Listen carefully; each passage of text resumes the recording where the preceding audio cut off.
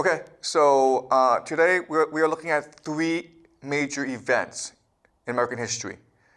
The moon landing, the assassination of JFK, and 9/11.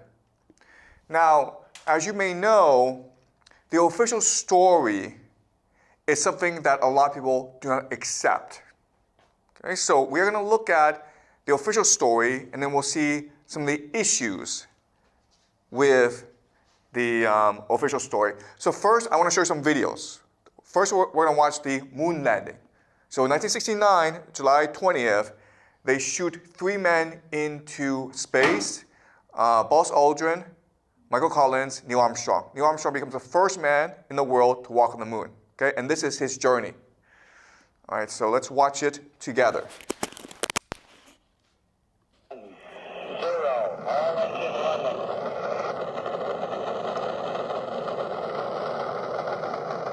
What you will see is that it takes a lot of thrust to get the man into space.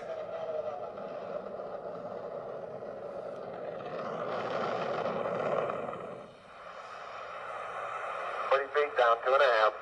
Picking up some dust. 30 feet, 2.5 down. Big shadow. 4 forward, drift into the right a little. This is considered the greatest achievement in human history. It took years and years of hard work involving 400,000 people all working for NASA to accomplish this perfect landing on the moon. We're breathing again. Thanks a lot. Okay, Neil, we can see you coming down the ladder now. I'm at the foot of the ladder. The 11-foot beds are only... What is amazing is that this is being broadcast live from the moon back to NASA. So their technology back then is far superior to our technology today. 12 steps per man. 1 diaphragm per man. Tony, this is so great you can't believe it. I believe it, Charlie. It's raining, Johnny. Look at it go, would you, Charlie? You got all your steering to get straight. Oh, this is going to be some kind of different ride.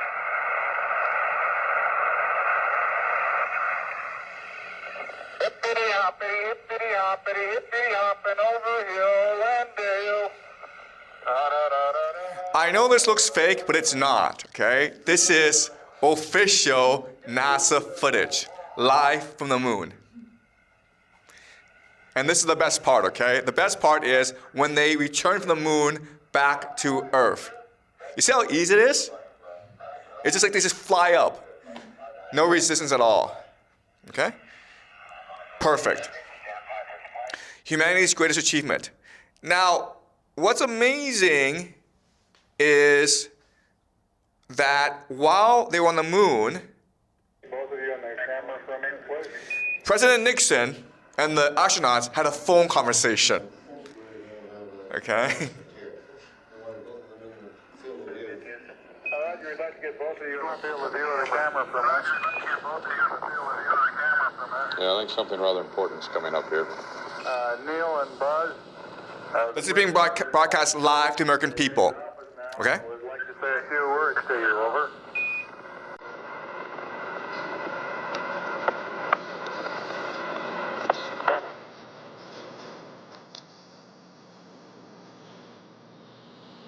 Hello, Neil and Buzz. I'm talking to you by telephone from the Oval of the Mountains.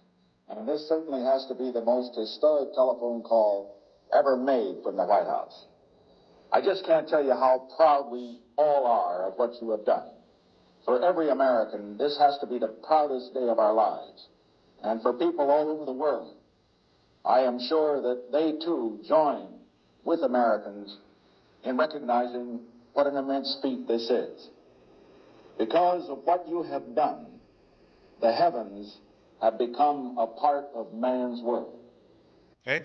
The heavens have become part of man's world, right? Remember how last class we talked about how they wanted to bring the heavens down to earth. Okay, this is the idea of inversion. Okay?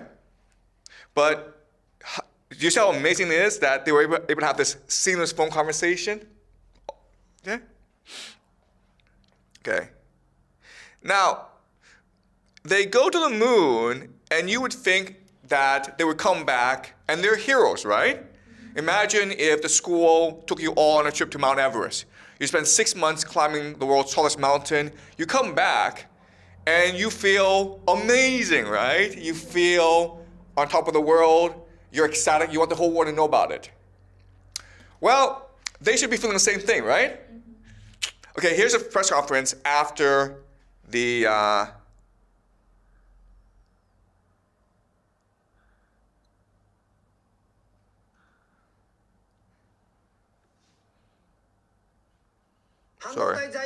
Sorry. I have two brief questions I'd like to ask, if I may. When you were carrying out that incredible moonwalk, did you find that the surface was equally firm anywhere, or were there harder and softer spots that you could detect? And secondly, when you looked up at the sky, could you actually see the stars and the solar corona in spite of the glare? We were never able to see stars from the lunar surface or on the daylight side of the moon by eye without looking through the optics. I don't recall during the period of time that we were photographing the solar corona what stars we could see. I don't remember seeing any. I don't remember seeing any stars. He doesn't remember anything, okay? Did you see how nervous they are? It's very strange. All right?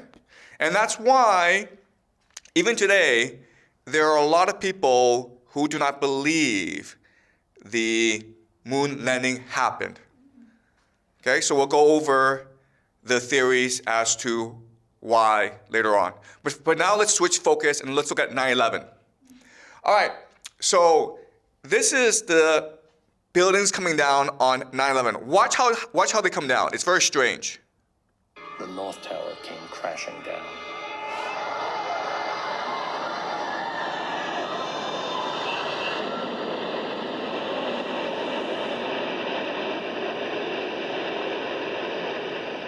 Rumble. So this is strange because a plane hit that building, right? Now it's on fire. It's very strange that the building could come straight down like that. It's almost like a demolition. I'm not saying it's a demolition, but it looks kind of strange. Okay? What's even stranger is that there were two planes that hit the Twin Towers that day, but there were three buildings which came down. The North Tower, the South Tower, and building number 7, which was across the street. Nothing hit that thing. It came down, okay? So let's watch the video.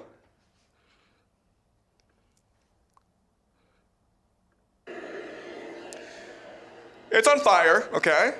But whoa, it's kind of strange.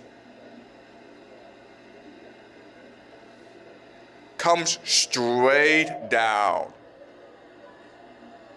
Nothing hit that, a plane did not hit this thing, okay?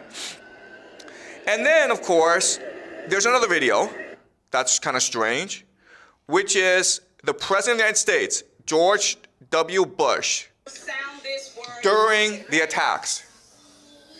He's President of the United States, he's sitting in a classroom watching a teacher teach.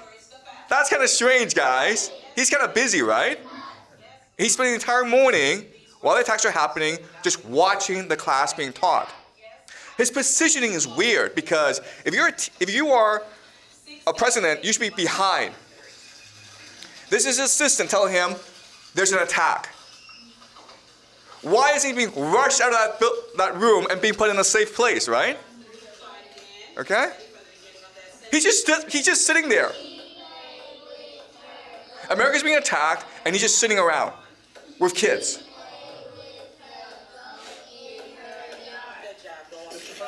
Aware of the reports of the plane crash in New York? Is there any talk about that?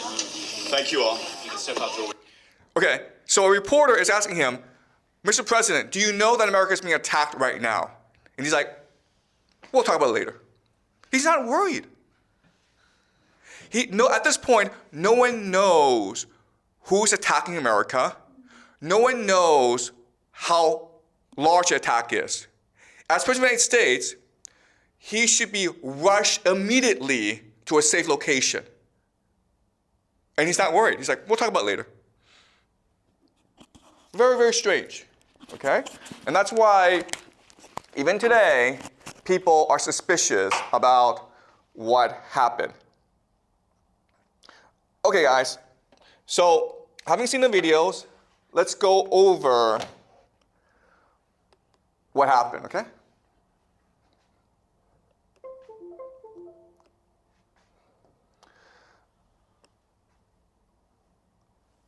Okay. So, let's talk about the JFK assassination. On November 22nd, 1963, JFK was assassinated. And Lyndon B. Johnson, new president, he organizes a commission called the Warren Commission to investigate what happened. And they produce this huge, huge report, thousands of pages. And the report says that only one person was involved, Lee Harvey Oswald. And he was able to kill the President of the United States because of his communist sympathies. And that's it, okay? There are certain problems, though, okay? So this is the President of the United States, and he's in Dallas touring Dallas.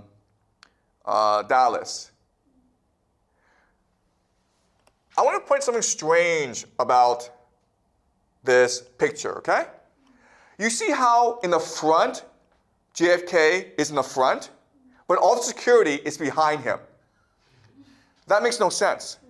What's the point of security if the security is all behind him, right? Because if someone rushes and attacks him, they're too far behind, right? Also, you see how the bodyguards and the police officers are to the side? Well, that's to prevent snipers, right? So my question then is, why is this car behind structured in a way to protect the people inside, but the car carrying JFK, it doesn't have any bodyguards? That's kind of strange. All right? This is the location, the map of the motorcade. So JFK, he's streaming down, and then when he gets into the spot, Lee Harvey Oswald is able to take 3 shots at him and kill him at the spot. So Lee Harvey Oswald takes 3 shots and kills JFK. But as you can see, the problem with this location is there are actually lots of places where you can take a shot at the president because he's in an open car with no security. And there were a lot of witnesses who believe that there were other shooters as well, at least one more shooter. And they heard the shot from other places. Many of these witnesses, almost 30 of them, were all killed or they died mysteriously soon afterwards. That's very strange. This is the menorah, okay, which is a holy candle in the Judaic tradition. You see how the shape is very similar to this plaza called Dealey Plaza? What's also interesting about Dealey Plaza is it was the site of the first Freemason large temple in Texas. Okay, so there are these religious significance to this place. It was almost like they picked this place for a ritual sacrifice. Okay? So we'll talk about the Freemasons later on because they're very important. The Freemasons are the ones who some say control America. Okay?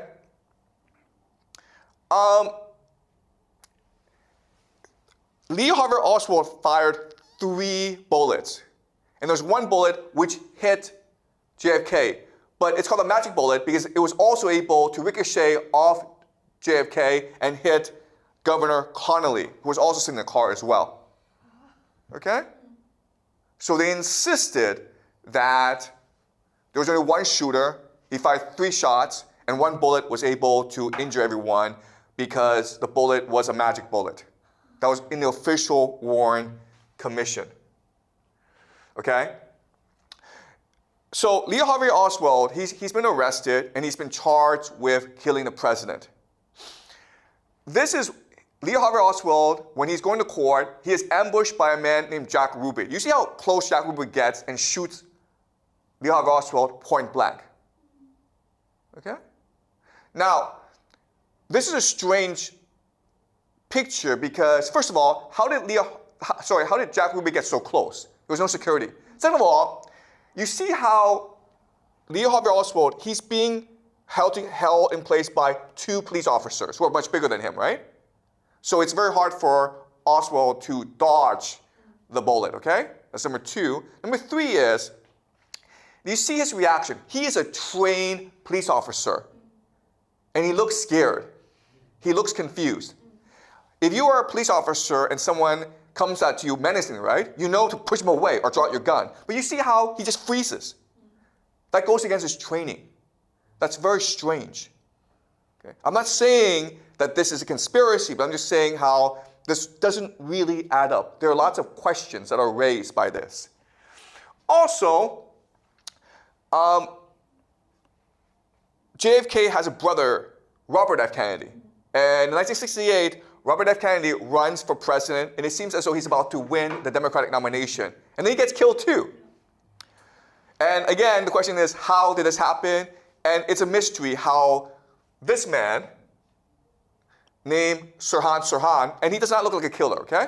Lee Harvey Oswald does not look like a killer. He does not look like a killer either, okay? But they charge him with a crime, and he's still in prison. And even today, he's saying, I didn't do it. Okay? All right. So now let's look at 9/11. And as you can see from some of the video footage, it's very suspicious what happened. There's other things that are suspicious about what happened. First of all, a month after the Twin Towers came down, all that concrete and steel was shipped to China. Yes. The Twin Towers, the debris is now in China, being put in other skyscrapers. Who knows, okay? But that's kind of strange because you would obviously want to run an investigation before you ship that thing off. But they did not do the investigation. They shipped that debris to China right away. That's the first thing. Second thing is that never in the history of humanity has a fire brought down a skyscraper. Never before and never afterwards. Investigators explained that what happened was that the jet hit the skyscraper, and then because of the explosion, because of the gas, the steel frame started to melt, okay? And then when the top melt, it started to melt the bottom one, and the bottom one, and the bottom one, and this is what we call the pancake theory. Never in human history has this happened before, except with the 3 buildings on 9/11. Okay, and the third, and then 2 planes brought down 3 buildings. The last thing is that the plane, the explosion was so intense that no bodies were recovered, no luggage was recovered, but we found their passports. Okay? We found their passports. These are the 19 hijackers who the government decided was solely responsible for the attacks. They had no help. They had no government help. They just acted by themselves, and they got really lucky. Okay, the luckiest people on the planet. As you can see, this is their passport that was found on a plane wreckage. Didn't find any bodies, didn't find any luggage, but we found the passport. So we know for sure that it was a terrorist and no one else. This is a boarding pass. This is the boarding pass. Okay? Found in the debris of the Twin Towers. Pretty lucky. But this is conclusive proof that the terrorists were responsible and no one else. Okay, so more strange things about 9/11. First of all, we have a document dated to 1962, a document called Operation Northwoods. And the plan is for the government to hijack civilian aircraft, planes, and then blame it on Cuba so that the United States can declare war on Cuba. Also, 6 months before 9/11, Fox, a television station in the United States, they aired a television show called The Lone Gunman, okay? And the plot is this. The government pretends to be terrorists who hijack a plane and crash it into the World Trade Center. so they can blame it on terrorists, so they can start all these wars in the Middle East. What's amazing about the show is that the plane is not being controlled by terrorists, it's being remote controlled by government operatives. So it sounds almost like exactly like what happened on 9/11. 6 months before 9/11 happened. That's very strange. Okay? It gets stranger. This man is named Larry Silverstein, and he is both the dumbest and the luckiest businessman in the world. He's the stupidest businessman in the world because 6 weeks before 9/11, he buys the lease to the World Trade Center. Okay? Why is that stupid? Because the World Trade Center has asbestos, like a dangerous chemical. So they had to clean or remove the asbestos. The problem is the cost of removing all that asbestos would have been more than the value of the Twin Towers. That's kind of stupid, okay? Why would you lease the Twin Towers knowing that you have to put all this money into renovation, which would bankrupt you? Also, what's stupid is to have the lease, you're required to have insurance, okay? And so the insurance company says, we value the World Trade Center at $1.5 billion, okay? And Larry Silverstein says, no, it's not $1.5 billion. They are worth $3.5 billion. So he is asking to pay more insurance than he needed to. That's kind of stupid. But again, he's the luckiest man in the world because 9/11 happens, and guess what? He can now claim that 2 towers were struck, and therefore he should get twice as much as $3.55 million. He should get $7 billion. And he sued, they went to court, and he got $4.55 billion. Okay? He's also lucky because he's a workaholic, he never misses work, but that day, because of a dermatology appointment, he had to miss work. He wasn't there when 9/11 happened. The luckiest man in the world. Okay? So this teaches us that in life, do not be smart, just be lucky. Okay? That's all you need.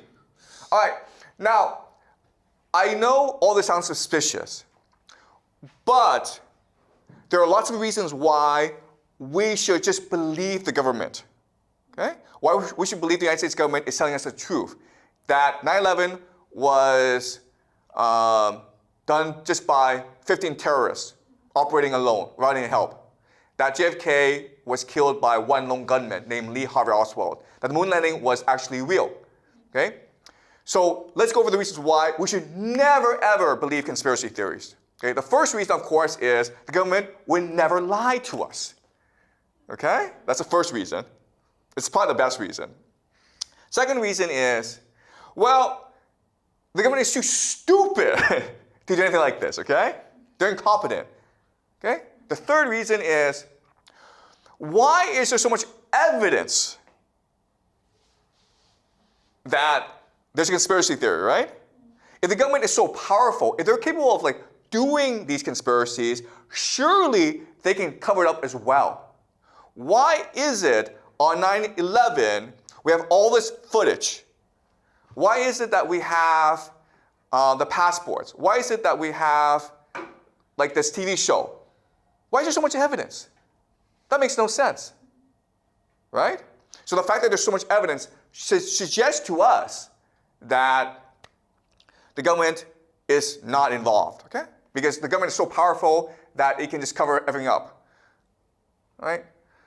The other thing is, NASA has 400,000 people working on the space program, right? Why hasn't anyone come forward and confessed? Why hasn't anyone told the truth? That's kind of strange. So the fact that so many people were involved, but no one has come out and told us what happened, means that the government was telling the truth, okay? Does that make sense? It's very hard to keep 400,000 people quiet. Okay? Someone might have told a friend or a family member or just might have gotten drunk and then done a YouTube video. Who knows, okay? But it's very hard to keep 400,000 people under wraps. JFK, why did they kill him in public? Why not just make it a private thing, you know? Just give him some poison, he dies, no one knows. Why make it into a spectacle? Okay, so another reason to doubt conspiracy theory. Okay? And the last thing is, if the government was really involved, they would not allow us to discuss this, right? They wouldn't allow me to find this video online. They could just cover it all up, right? All these videos I've shown you are online. So this tells us the government doesn't have anything to fear, right?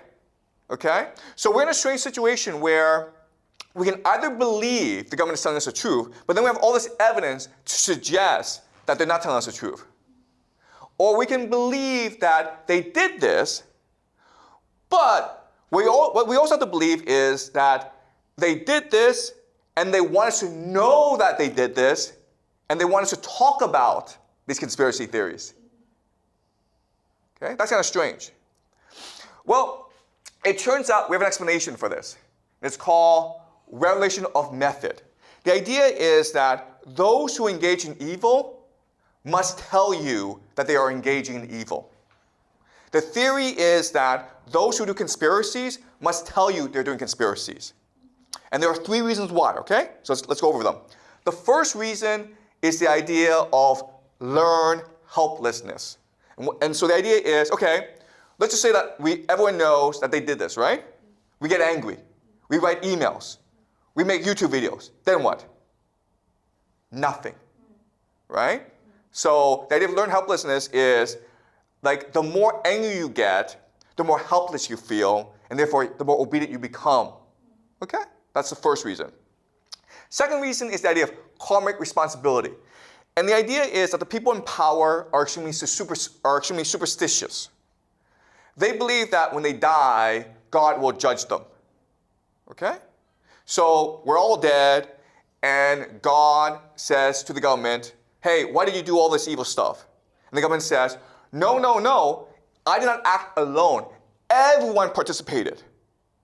Why? Because I told them what I was doing. They didn't stop me. They didn't raise any concerns. They didn't protest. Therefore, they are complicit. Okay? So another way of saying this is, if you just look at 9/11, if you just look at the moon landing, if you just look at JFK, the evidence is so overwhelming that if you still believe the government, it's not because you are ignorant or stupid, it's because you are complicit. It's because you are involved. Therefore, you share the guilt. Therefore, the karma is spread to everyone. Okay, that's the logic. All right? And the third reason is attention capture. These events are set up in a way so that they will be remembered forever. Okay, so everyone remembers where they were, what they were doing, who they were with on 9/11. When JFK was assassinated, during the moon landing. Okay? So you probably were not in the United States, you might have been in China, you might have been Tunisia, you might have been in South Africa, it doesn't matter, okay? You could have been on the moon, okay? But you still remember what you were doing on 9/11 because it's etched into your consciousness. And that's the point. The point is to control people by controlling how people perceive reality. Okay? Because then you have the power of God. Okay? So these are the 3 major reasons why they will do this evil, but they will tell you they did this evil, and they want you to discuss and continue to discuss why they do this evil, okay? So even today, people are still writing books about JFK. People are still writing books about the moon landing. It's allowed because it's attention capture, okay? It's like the idea of top of mind. So if you're a company, you don't care about bad publicity. All publicity is good because it's top of mind, right? So if you are hungry and you want to go out for lunch, what's the first thing that you want to eat? It's the first thing that comes to mind, right? So maybe pizza or hamburger, okay? That's the idea of branding.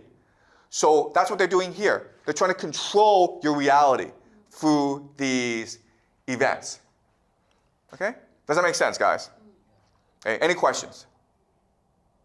All right, now what I want to do is look at a question, okay? Let's look at certain questions. Why is this happening?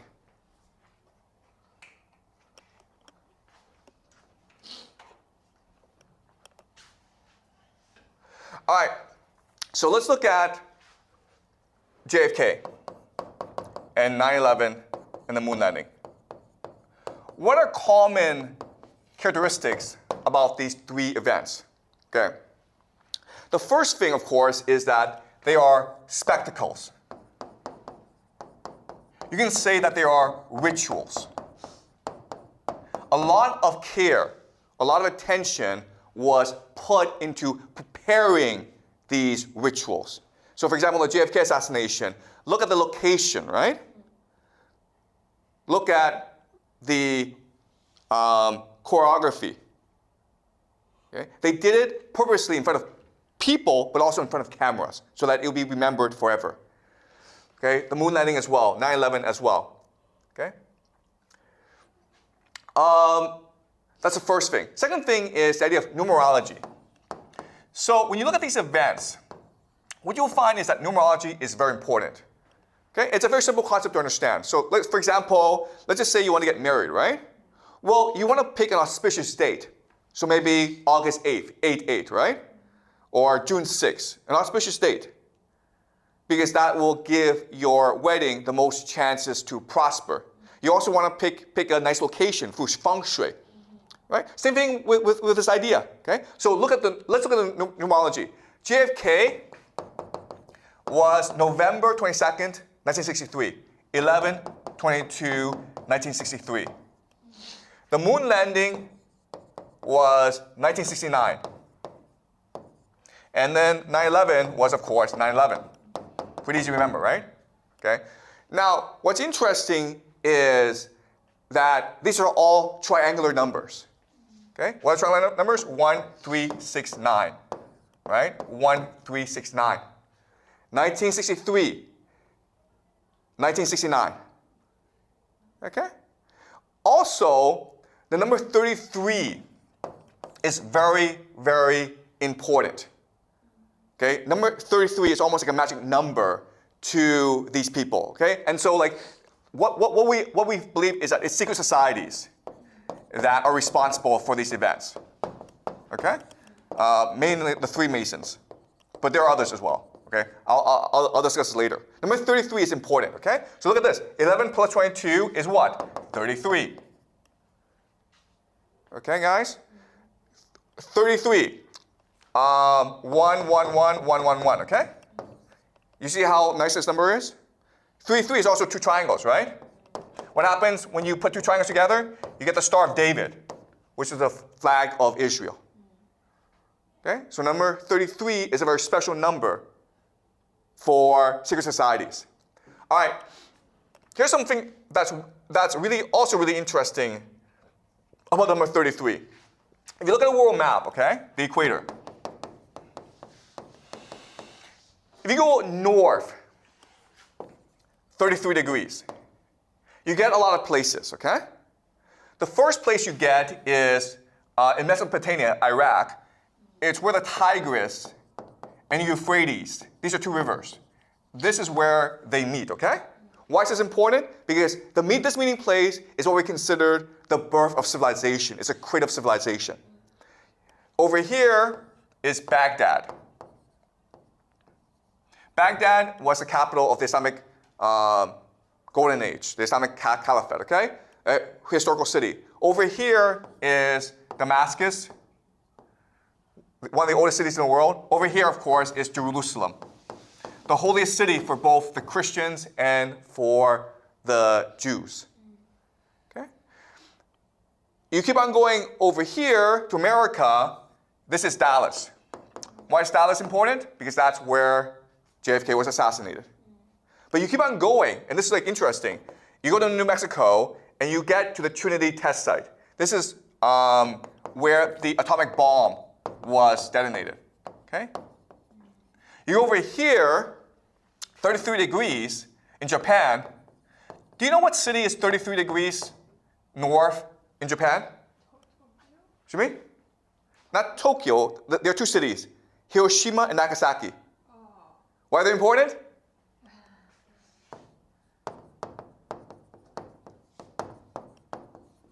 Okay? These are the two places where the atomic bomb was dropped. Okay? Think about that.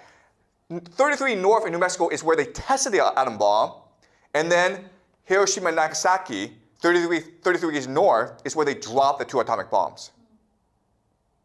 Okay? All right. So why is this important? Because if you're a secret society,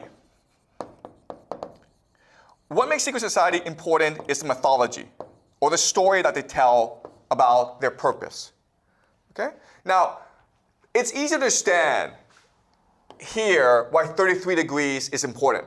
Okay? Because 33 degrees, you're not too hot because you're away from the equator, but you're not too cold, okay? So you can farm. And that's why all these major cities, including Baghdad, Damascus, Jerusalem, are situated 33 degrees north, okay? Also a place called Harappa, okay, which is the Indus Valley civilization, is also 33 degrees north. So a lot of major cities are situated in this latitude. So that makes sense, okay? This is the old world. What's the old world? The old world is obey God. Okay? That's the old world. Now we go to the new world. Okay? What makes the new world different?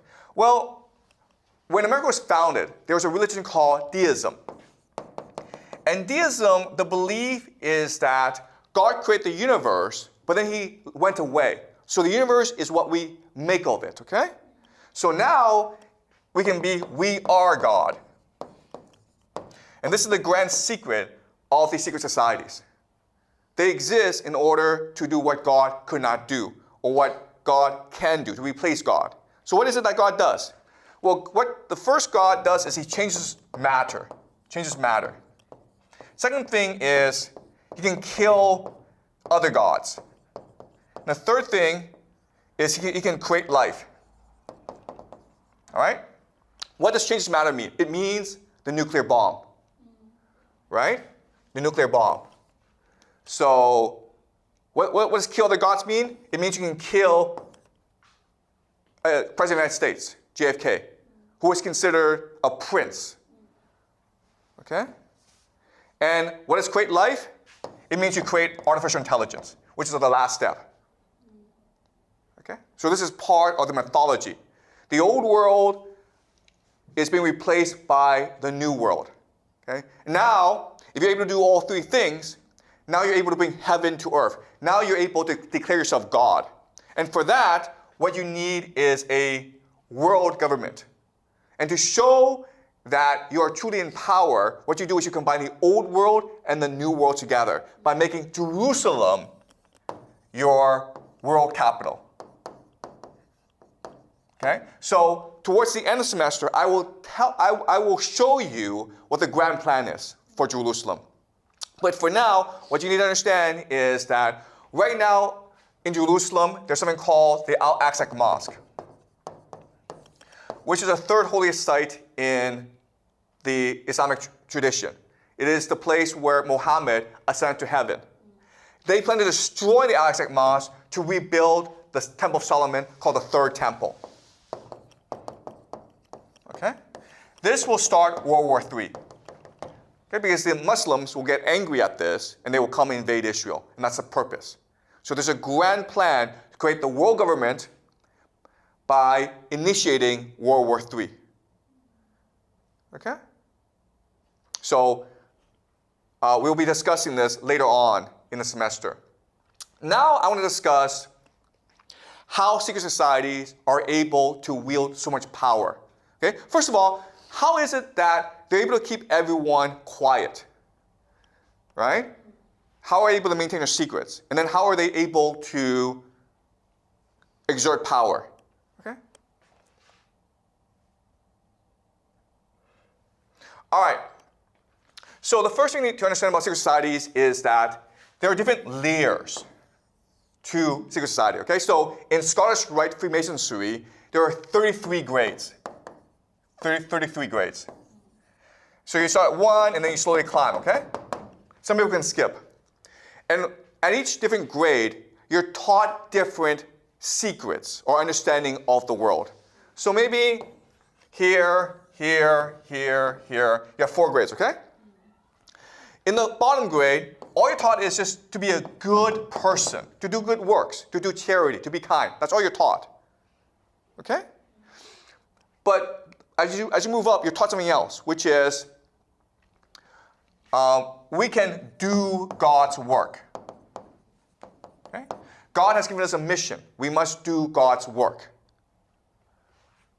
Okay? And up here is we don't need God.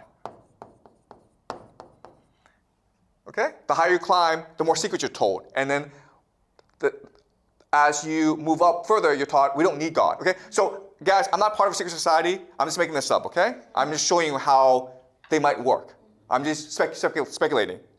The last layer is we can be God by killing God. Do you understand? So it's almost like school, right? In primary school, you work hard, you learn a lot. You go to high school. In high school, they teach you, everything you learn in primary school is wrong. Let us teach you new knowledge. You work hard, you learn all this new knowledge. You go to university, the professors there are like, everything you learn in high school is wrong. So let's learn something new, okay? And then you go to graduate school and you're taught, everything you learn in university is wrong. Okay? So that's how these secret societies work. So the word we use is compartmentalize. So it's a need to know. Okay? Does that make sense? You are only taught what you need to know at your grade. Okay? And as you can see, the secrets get worse and worse as you climb. So how do you maintain secrecy in the system? Okay? So there are 2 major mechanisms. Okay? The first major mechanism is incentives. Incentives. The idea here is the higher you climb, the more power you have. Okay? So these people in the middle, all they care about is maintaining their privilege. Okay? So does that make sense? Incentives. Okay? The higher you climb, the more invested you are. Therefore, you want to believe the lie. Okay? Then there's blackmail. So if you really want to climb to the top, you have to reveal your secrets too. So you can be blackmailed.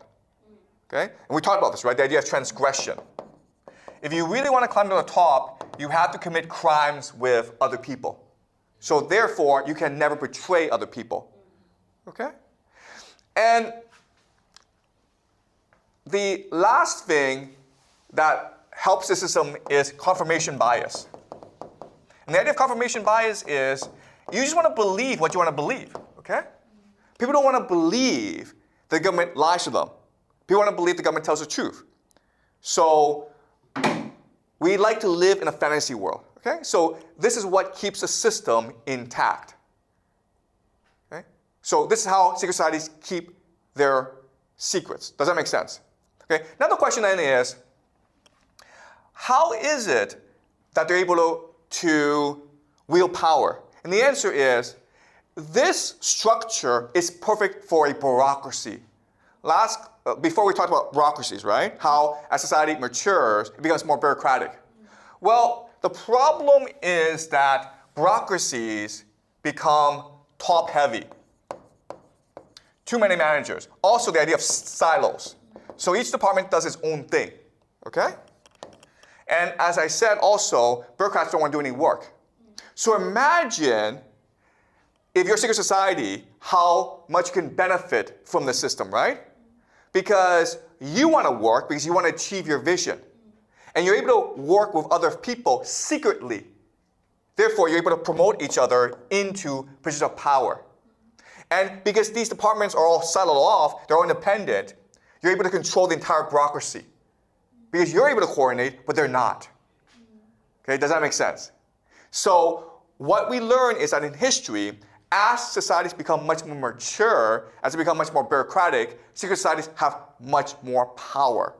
And today, we are living in a heavily bureaucratic world, and therefore these secret societies have more and more power. Okay? And does that make sense? The other thing that we need to remember is that there are thousands and thousands of secret societies. Okay, so let's name some of them. The Freemasons, the Jesuits, the Mormons, the Frankists. Okay, lots and lots, okay? We'll go over each one later on this semester. What you need to remember is that at this stage in development, when society is bureaucratic, when they become parasites on the bureaucracy, they are incentivized to work together to achieve their vision. Okay? But once they create the world government, then they will fight each other. But at this point in their development, they will work and actively collaborate together. Okay, so 9/11, JFK, moon landing, they were all working together. Okay? So we'll be studying this more as the semester progresses. All right, so let's conclude. Sorry.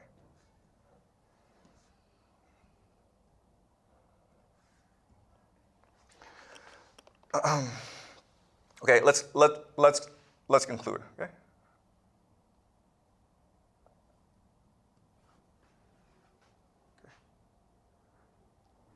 Sorry, Okay, so let's talk about the atomic bomb. This is Henry Truman, okay? Henry Truman is the 33rd president of the United States. Number 33, right? He's also a 33rd degree Freemason, which is the highest Freemason, okay? Why is it important? Because he's the one who ordered the dropping of the atomic bombs on Hiroshima and Nagasaki. Now, this is controversial because at this point, America didn't have to nuke Japan. Why? Because America was firebombing Tokyo. You can see the damage, right? In Tokyo, all the houses are wooden. Guess what? If you drop fire bombs on these houses, everything burns. So America was just burning Japan to death. They didn't have to drop the nuclear bombs. Okay? You can see the devastation, okay? This is Tokyo. They burned everything down. There was talk that if America launched a land invasion of Japan, lots of people would have died. But you didn't have to invade Japan because you were just bombing Japan to ashes. So why did they drop the bomb? Well, the other argument is that they dropped the bomb to scare the Soviet Union. But that only encouraged the Soviet Union to get their own bomb, right? So you have to ask yourself, why did they do this? And if you go back to the 33-degree story, okay, which is just explained, it gives you an explanation. I'm not saying it's right, but it offers you a possibility. Okay, so as you can see, all these major cities, including Babylon, including Baghdad, Damascus, Hiroshima, are all part of 33-degree latitude, okay? Guess what, guys? A lot of famous athletes we're number 33. And they are Freemasons, okay? So this is Scottie Pippen and Shaquille O'Neal. We know they are Freemasons. Larry Bird and Kareem Abdul-Jabbar also wear number 33. Okay? 33 is important. Jesus died when he was 33 years old. The word God, Elohim, appears 33 times in Genesis. King David reigned for 33 years. The Vedic pantheon, Hinduism, has 33 deities. Human spine has 33 bones. Okay, so number 33 appears over and over. So the secret societies see number 33 as a magic number.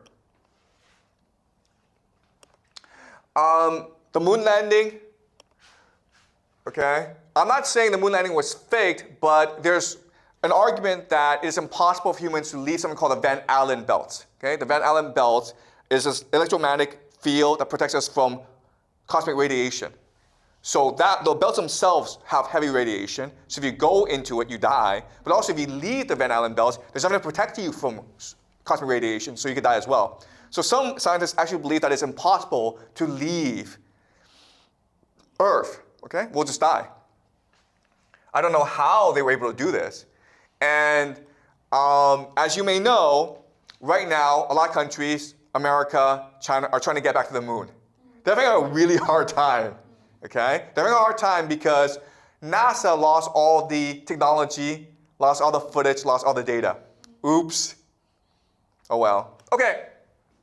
So how was NASA able to keep this secret? Well, guess what? A lot of their most important people were Freemasons. Okay, this is Buzz Aldrin, one of the 3 astronauts. He was a Freemason. Okay. John Glenn, the first American to orbit the Earth, was a Freemason, 33-degree Mason. Okay.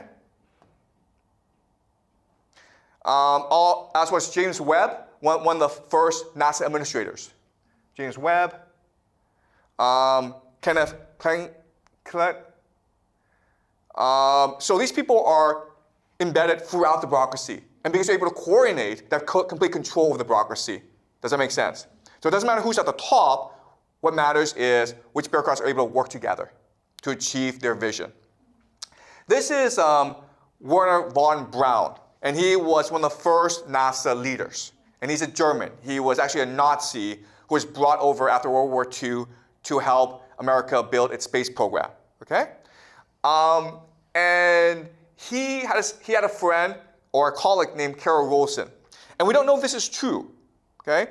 But what Carol Rosen tells us is that when von Braun died, he told us that America, the American government, was first and foremost concerned about spending money on space weapons, okay? And to do this, what America will do is continue to manufacture threats to justify all the spending on weaponry, okay? And then she lists the different threats. First, they will use Russians, okay? The Russians, we have to defeat the Russians in the space race. Then they'll be like, you know what? Terrorists, okay, 9/11. Then, third world countries, the crazies, like North Korea, okay? Iran. And then an asteroid. We need space weapons to protect the Earth from asteroids. And then the last thing is a fake alien invasion. Okay? Aliens.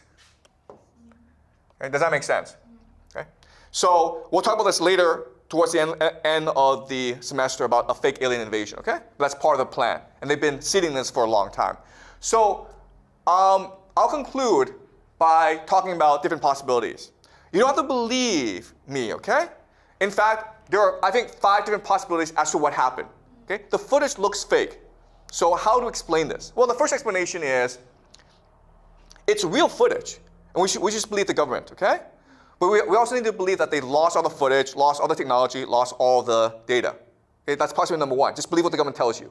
Possibility number 2 is America went to the moon, but the astronauts discovered too many secrets on the moon. Like there are space aliens on the moon. They can't tell us, so they create this fake footage, okay? That's the second possibility.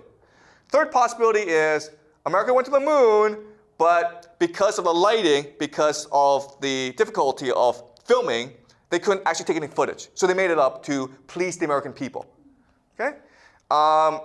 The fourth possibility is America went to the moon, but NASA decided to create this fake footage to fool the Soviets, right? Because if it's real footage, the first Soviets might be able to copy the technology, so we should just fake this thing and make fun of the Soviets, okay? Let's fool the Soviets. So the Soviets could not reverse engineer the success. Okay? That's also a possibility. Right? And the last possibility, of course, is America didn't go to the moon. And it's entirely your choice which possibility to believe, okay? I'm just proposing different possibilities out there. So how can we know the truth? Well, we can use game theory to logically deduce what happened. Okay, so let's use game theory. All right, so we know that NASA's Apollo program cost $26 billion between 1960 and 1973. That's almost $200 billion today. They spent all this money, they need to produce a result, right? This is almost like 4% of all government spending in America. That's a lot of money. Also, you don't know this, but by 1969, America was falling apart for 3 reasons. First of all, America was fighting this pointless and hopeless war called Vietnam. Tens of thousands of Americans were dying for no reason. Hundreds of thousands of young Americans were protesting in the streets. The American dream seemed to be dying, okay? That's the first problem. Second problem, is that the Soviets were destroying the Americans in the space race. The Soviets were the first to send an animal to space, the first to send a man to space, the first to orbit the Earth, the first to walk in space, the first to send a lunar module to the moon. So it seemed as though communism was superior to capitalism. It seemed as though the Soviet system was better than the American system, okay? There's a real fear that the Soviets would get to the moon first, okay? And also the last thing is, remember, in 1963, JFK was killed. JFK was the prince, the king. So that put Americans in a very bad mood. But then later on, other prominent Americans like Robert F. Kennedy and Martin Luther King, they were all killed as well. So 1969, America was divided. It was falling apart. People felt hopeless, right? So what this means is that if America sent a mission to the moon and all the astronauts died or they didn't get there, America would have been broken, okay? People would have been depressed. And so according to game theory, America could not afford to take the risk of sending people to the moon. If they died, if it failed, America would have looked like idiots. Okay? But of course, there's always a counter-argument. And the counter-argument is, okay, this makes sense, but why did the Soviets call out the Americans and said, you guys faked this? Right? What? America and the Soviet Union were in competition with each other. Everyone believed America went to the moon, but there's a lot of evidence to suggest that America didn't go to the moon. So why did the Soviets tell the world? Okay? That I can't answer for you. All right? So I just leave you with this thought. Okay? But what I believe is, within the next 2 years, the truth will slowly start to come out. And you will see for yourself what really happened. So this class is not meant to tell you what happened. This class is just meant to give you different possibilities and give you tools to understand or figure out for yourself what might have happened, okay? All right? So any questions before we conclude?